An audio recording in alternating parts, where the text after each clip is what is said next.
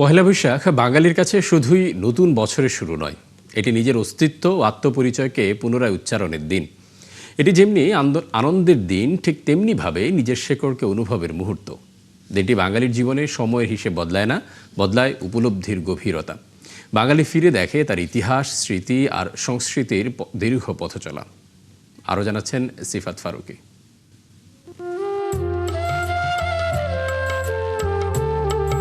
রঙের ভেতরে ইতিহাস থাকে, মাটির ভেতরে থাকে মানুষের স্মৃতি, আর মুখোশের ভেতর লুকিয়ে থাকে প্রতিবাদের ভাষা। সেই ভাষাকেই রঙে, রেখায় আর প্রতীকে উচ্চারণ করে ঢাকা বিশ্ববিদ্যালয়ের চারুকলা প্রাঙ্গণ থেকে বের হয় বাঙালির প্রাণের শোভাযাত্রা, পহেলা বৈশাখের বৈশাখী শোভাযাত্রা।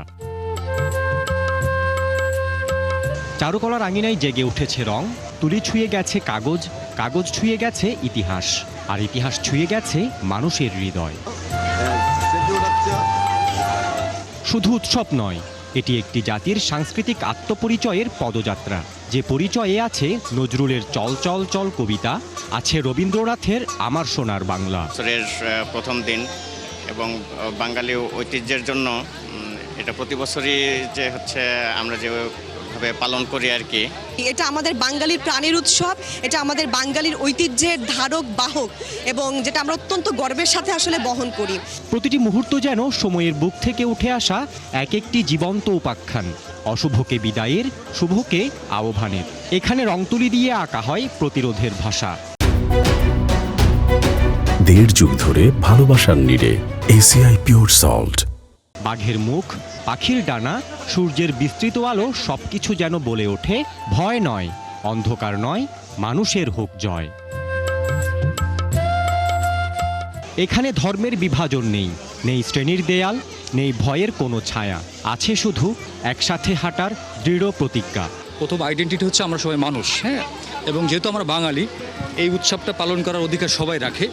সো আমার মনে হয় না এখানে এই প্রশ্নটা আসাই উচিত কারোর মনে যে আমরা হিন্দু, বৌদ্ধ বা মুসলিম, আমরা সবাই মিলে আনন্দ করব, কারণ এই দেশটা আমরা বাঙালি, আমাদের আইডেন্টিটি এটা। এখানে আসলে কোনো ভেদাভেদ নেই, আমরা এক কাতারে নারী পুরুষ সকল ধর্ম বর্ণ, এবং এখানে অনেক বিদেশিরাও কিন্তু এই শোভাযাত্রায় অংশগ্রহণ করেছে, আমরা দেখতে পেয়েছি। ওকে জানান দিতে এই পহেলা বৈশাখ কিন্তু সমস্ত ধর্মের মানুষকে জাতি ধর্ম বর্ণ নির্বিশেষে একত্রিত করে, এবং এই উৎসব আমাদের পালন করা উচিত এবং ভবিষ্যতে এগিয়ে নিয়ে যাওয়া উচিত।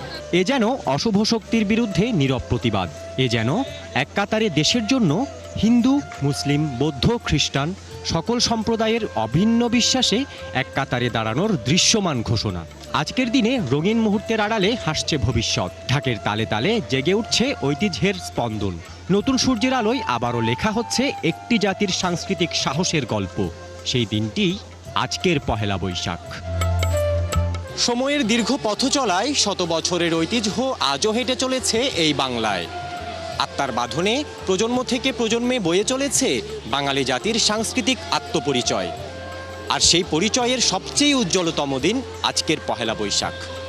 কামনা একটি, বৈশাখের আনন্দবার্তায় মঙ্গলময় হয়ে উঠুক বাংলার প্রতিটি বাঙালির জীবন। সিফাত ফারুকী, ৭১, ঢাকা।